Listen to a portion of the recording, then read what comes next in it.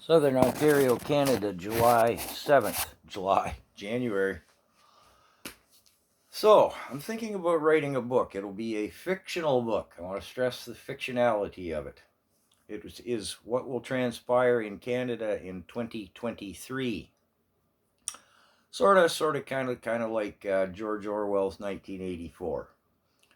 A couple introductory chapters on what brought us up through the reign of Trudeau, the scandals and stuff. I mean, I'll just touch the tip of the icebergs along the way. Otherwise, I'd have to start a series of books, right? Anyways, then we'll get to what happened in Ottawa with the Freedom Convoy, the emergencies enactment, foreign troops coming in, booting us to the ground, trampling us with horses, tear gas, rubber bullets, all that business.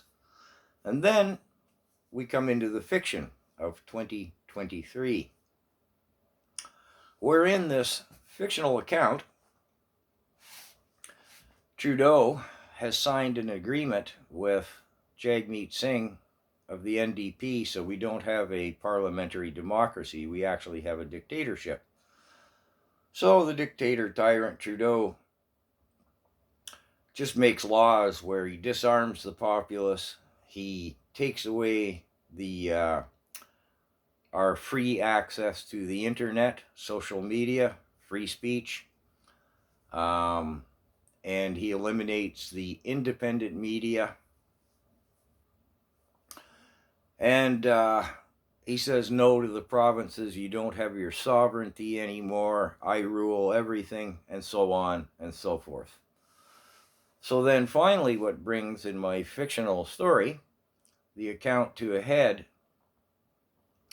is the farmers, when Trudeau says he's going to follow Daddy Klaus's World Economic Forum dictates, where they starve the people by taking away fertilizer for the farmers. I mean, we saw what happened in Sri Lanka. That wasn't fiction. We see what's happening in Holland. That isn't fiction. But in my book, it's fiction. And so the farmers head to the borders. The borders and the docks, everything that's considered a border, anything coming in and out of the country. The truckers join them. And at this point in my fictional story, a third of the population has caught on to the fact that, Trudeau is he's just a minion of Klaus Schwab, and that it's not ineptness that has impoverished this country. Trudeau, in this fictional account, wants the populace to be disarmed, deaf and dumb, hungry, cold, broke. And so there's, in my fictional story, there's almost 30 million eligible voters. So that means you're an adult. So a third of the population catches on to this. That's 10 million people. Half of them, in my fictional account, go to the borders and they just close everything down and they say, nothing's moving until we have a federal election. We're not overthrowing the government.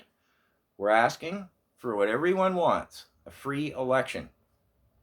Because, well, it's not fiction, the supply and confidence agreement that they signed last spring,